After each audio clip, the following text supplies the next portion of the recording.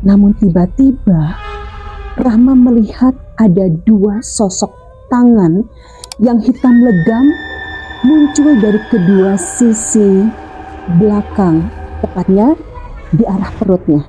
Rahma akhirnya bisa tertidur di sofa lobi tersebut sampai jam 5 subuh.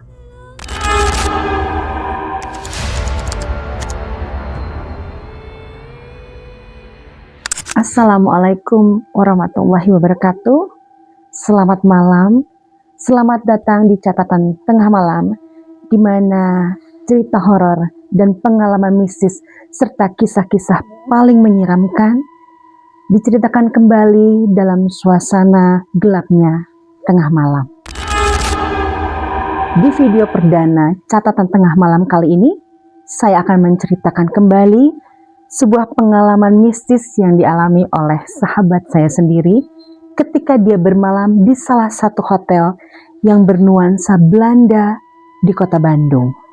Tentunya kisah horor ini akan menjadi kisah horor tersendiri untuk kita semua karena beberapa cerita akan terasa lebih menyeramkan ketika didengar tengah malam. Dengan saya Vera, inilah kisahnya. Teman-teman catatan tengah malam, kisah ini adalah mengenai sahabat saya, kita sebut saja yang bernama Rahma, yang saat itu sekitar di tahun 2004 terpilih menjadi salah satu perwakilan untuk mengikuti pelatihan di salah satu universitas di kota Bandung. Karena Rahma tinggal di kota lain, otomatis Rahma harus membooking penginapan, dan juga karena jadwal pelatihan tersebut akan sampai pada malam hari. Karena Rahma tinggal di kota lain dan pelatihan tersebut dijadwalkan sampai malam, Rahma harus memesan kamar di sebuah penginapan yang dekat lokasinya dengan lokasi pelatihan tersebut. Dari beberapa hari sebelumnya, Rahma sudah membooking sebuah kamar single bed di hotel tersebut. Dan kenapa Rahma memilih hotel tersebut? Karena jaraknya yang tidak terlalu jauh dan juga tidak terlalu mahal dari sisi pembiayaannya. Di hari yang sudah ditentukan, Rahma datang ke kota Bandung dan tiba beberapa saat sebelum waktunya check-in. Pada jam 2, Rahma check-in di kamar tersebut dan dia lalu menyimpan barang-barangnya di kamar tersebut dan menyiapkan dirinya mandi, sholat, dan sebagainya. Akhirnya, dia pun keluar untuk mengikuti pelatihan tersebut. Pelatihan tersebut berlangsung lumayan lama hingga berakhir di jam 9 malam. Setelah jam 9 malam, Rahma kembali ke hotel dan di saat tiba di kamar hotel, Rahma tidak mempunyai firasat apa-apa. Dia masih berpikir positif dan tidak merasakan ada sesuatu pun di kamar tersebut. Sesampainya di kamar, seperti biasa, Rahma pun bersiap-siap untuk tidur. Dia mandi dan sholat. Dikarenakan sendiri, Rahma akhirnya berinisiatif untuk menyalakan TV dan menyalakan beberapa lampu. Tapi dalam pikiran Rahma, dia berpikir bahwa di saat semua lampu dinyalakan, kenapa semua masih temaram atau remang-remang? Dalam pikiran Rahma, mungkin saja memang itu adalah konsep dari hotel tersebut yang bernuansakan Belanda. Di saat itu Rahma memang masih positif ya teman-teman catatan tengah malam. Nah, di saat itu pula dia memutuskan Rahma akan menyalakan TV sampai pagi tiba, supaya dia tidak terlalu kesepian. Lalu menjelang tidur, Rahma memutuskan untuk menyalakan TV dan menyalakan lampu sampai pagi tiba. Padahal sebenarnya Rahma tidak pernah ingin menyalakan TV, dan kalau dia tidur, dia harus dalam keadaan gelap.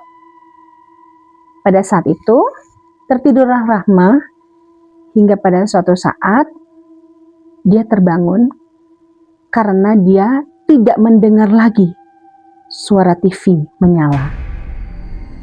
Dan di saat dia bangun, dia melihat ke jam dinding, jam tepat menunjukkan jam 12 malam.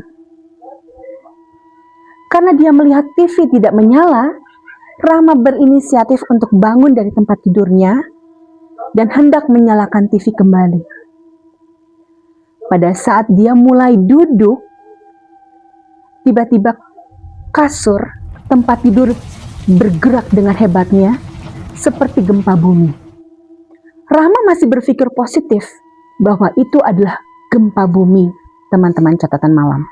Dalam keadaan terkejut karena kasurnya yang bergetar dengan hebat, Rahma masih berpikir itu adalah gempa bumi.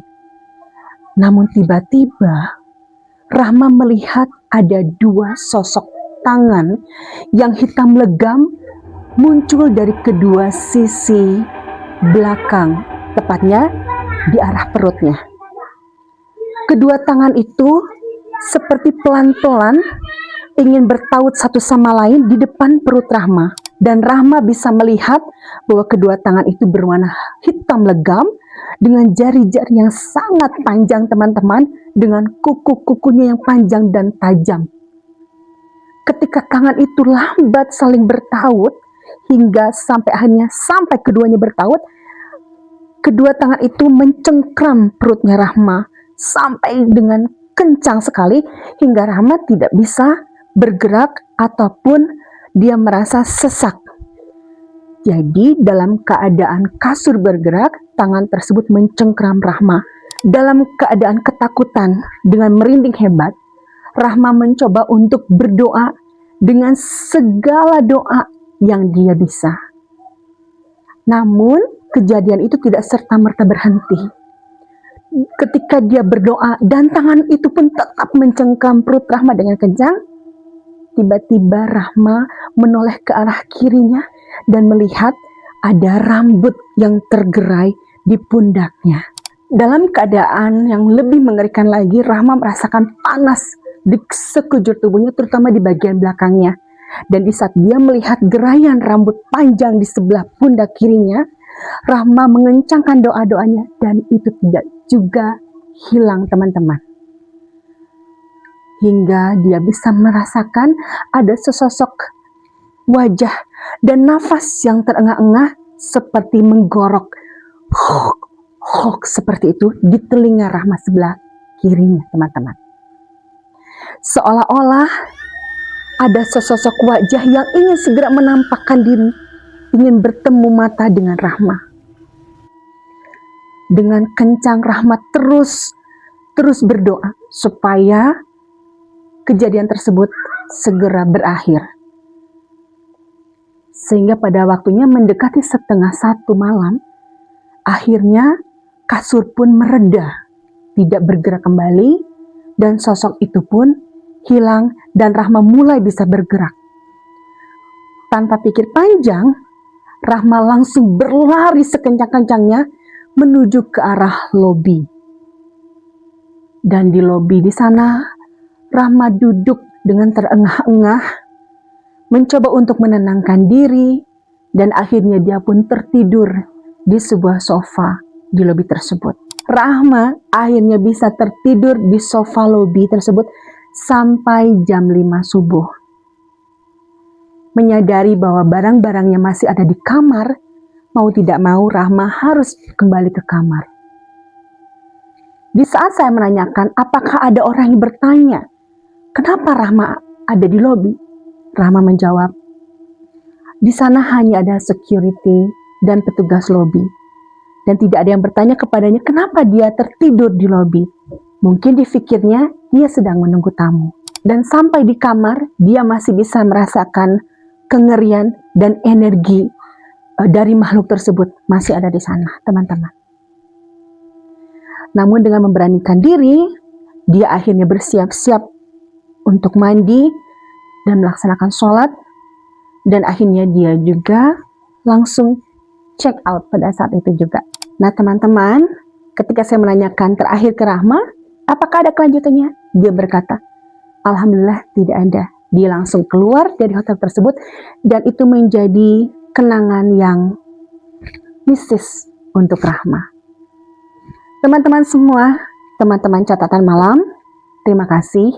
Demikianlah kisah perdana catatan malam kali ini dengan menceritakan sebuah pengalaman horor dari teman saya Rahma. Dan nanti insya Allah kita akan bersambung dengan cerita lain di tempat yang sama yang merupakan cerita atau pengalaman saya sendiri. Teman-teman, untuk teman-teman yang ingin berbagi cerita, kisah pengalaman mistis atau horornya, silakan teman-teman layangkan ke email yang ada di deskripsi atau yang ada di layar. Terima kasih sudah mendengarkan catatan malam. Kali ini kita ketemu lagi nanti. Wassalamualaikum warahmatullahi wabarakatuh. Jangan mendengarkan catatan tengah malam sendirian.